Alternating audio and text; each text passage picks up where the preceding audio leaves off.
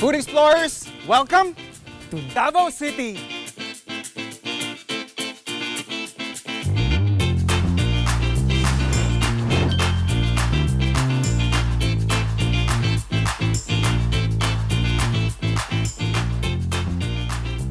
I'm sure maraming naka-experience na nito na kapag pupunta kayo dun sa mga coffee shops or yung mga pastry shops, syempre gusto mong i-pair yan with pastries or bread, and then unang kagat mo pa lang, alam mo na hindi fresh or hindi bagong gawa yung tinapay or yung pastry na kakainin mo or tinitikman mo.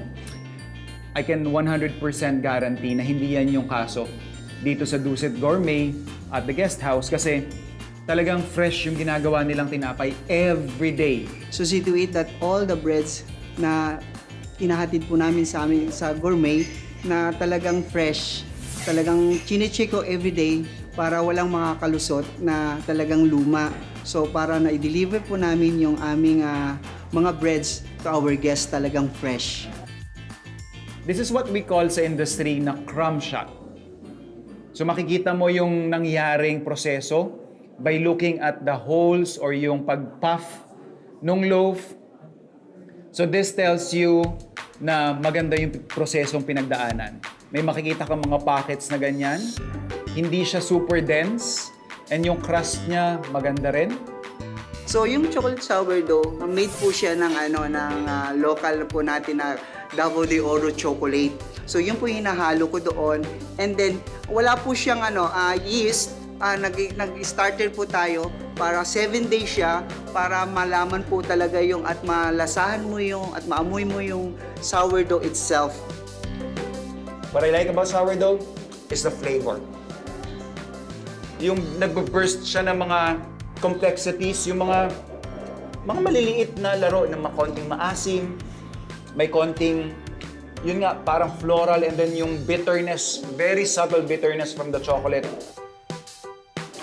Here's the chocape. Chocape. Yes po.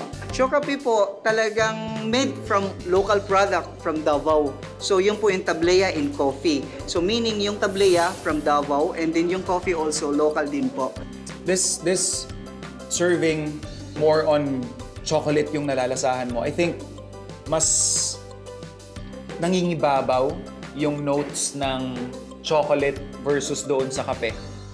Nag-elevate yung lasa nung cup mo ng mainit na beverage na to. And then yun nga, hinahagod siya nung creaminess from the milk, which for me, maganda yung balance niya. Tapos hindi siya matamis.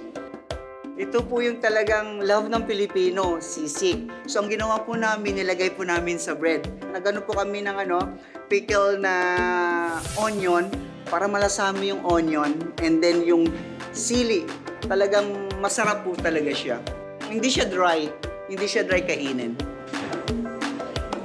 Whether you're a sisig lover or not, I think you will truly appreciate itong roll na to kasi it has all the flavor profiles that you need, that you want. They've executed yung sisig nila properly.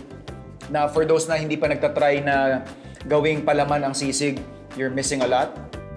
So Bukidnon, meaning is yung coffee po na beans is galing po sa Bukidnon. Nandun yung bitterness, yung essence, talagang pag ininom mo, masarap po talaga. Parang nalalasahan mo compared to the imported coffee beans.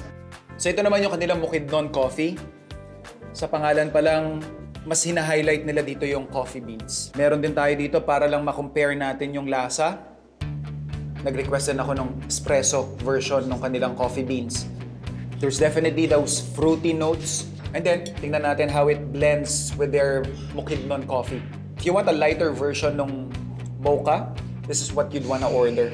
I think isa sa mga proud si Chef Romel doon sa kanyang pastry na to is yung sorpresa daw sa loob. So we have here, yun, nagre-reveal ang yung ating durian jam. So yung ensimada, nilalagay namin yung durian dun sa loob ng bread so that if you taste po, when kainin nyo po yung bread, malalasahan nyo po yung durian itself. So yung grated po ng cheese, of course, and they have butter.